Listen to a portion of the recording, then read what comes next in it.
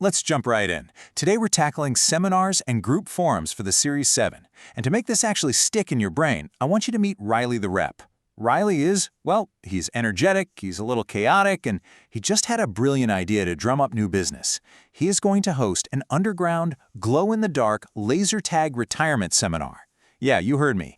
Dodging lasers while discussing mutual funds. It's going to be epic.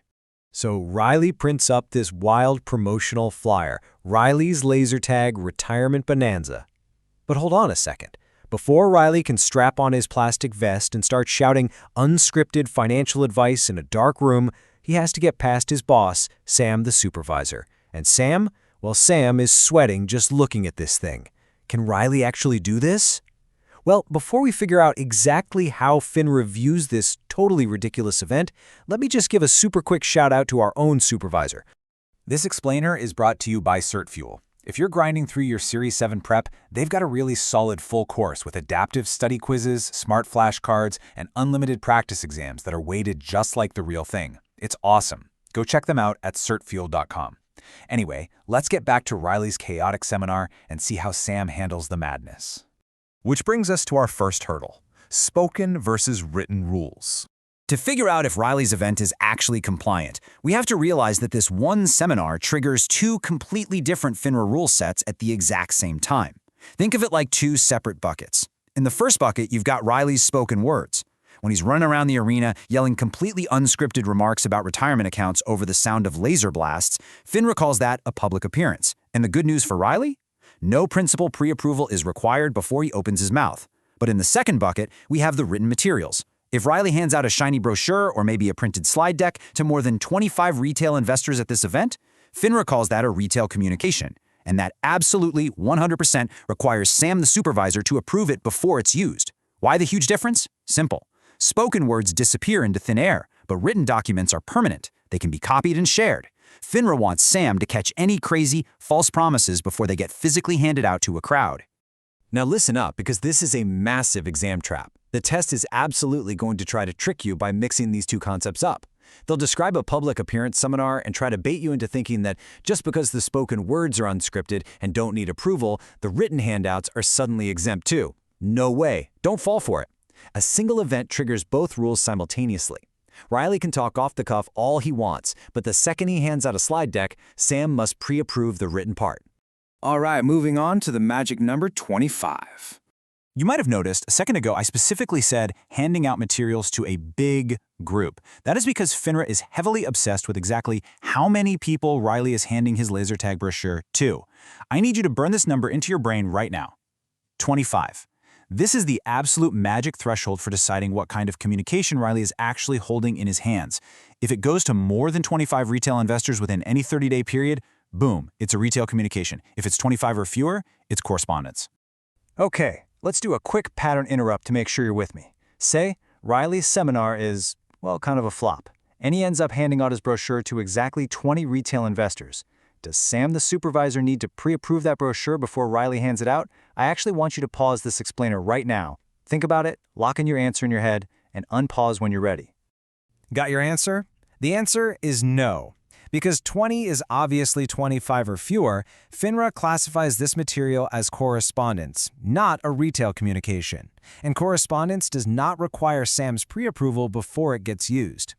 The exam is going to try to trip you up on this exact threshold. So remember, the rule for retail communications is more than 25. Exactly 25, or fewer like the 20 people in our scenario here, saves Riley from having to hunt down Sam for a stamp of approval beforehand.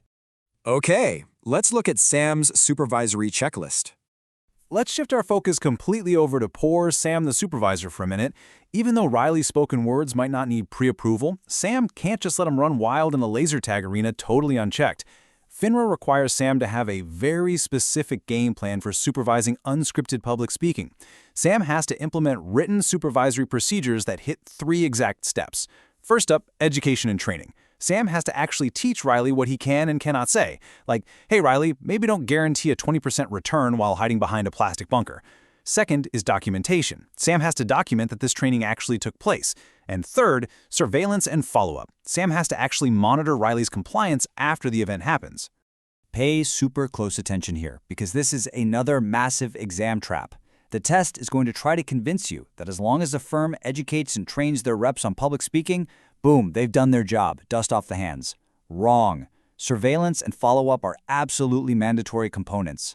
Sam's job is not done until he is actually surveyed and followed up on Riley's behavior to make sure everything he said was fair, balanced, and free of any crazy performance predictions. Let's put this into practice with Riley's practical application.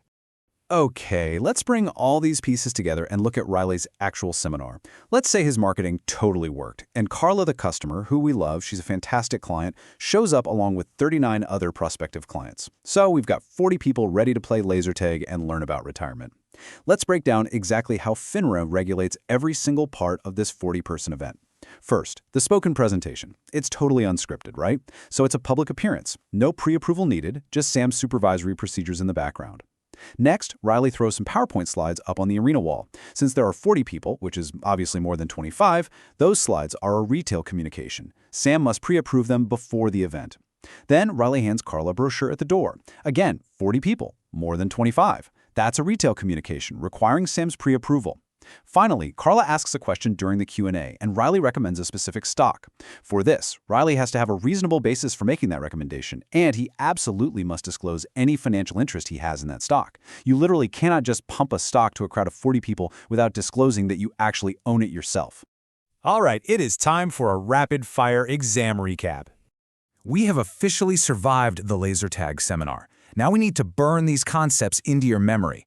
We're going to do a fast-paced, flashcard-style, rapid-fire recap of the most testable points from this whole unit. Get ready. Boom. First point. Spoken, unscripted remarks are a public appearance. Riley can talk off the cuff all day long, and it does not need Sam's stamp of approval beforehand. Next up, written materials given to more than 25 retail investors equals a retail communication. Any handouts, slides, or brochures for a big crowd absolutely need Sam's principal approval before they are used, and they might even need to be filed with FINRA. Next, the magic number exception. 25 or fewer retail investors equals correspondence. Remember, if Riley's seminar only has 20 people show up, he's saved. No pre-approval is required for those handouts. Next, Sam's supervisory job is a strict 3-part checklist: education, documentation, and crucially, surveillance. You have to monitor the rep after the fact. Seriously, do not let the exam trick you into thinking training is enough on its own. And finally, if you make a stock recommendation during a Q&A, you have got to disclose your financial interest. Just imagine Riley pumping his own personal stock holdings to Carla, the customer, in the middle of a laser tag arena without telling her he owns it. That is a massive FINRA violation and a guaranteed exam fail. If you understand these rules, you are going to crush it on test day. But it does leave us with one final terrifying thought. If Riley the rep is this dangerous at a laser tag arena, what kind of absolute compliance nightmare is he going to cause when he discovers social media marketing? Keep studying and we'll find out in the next explainer.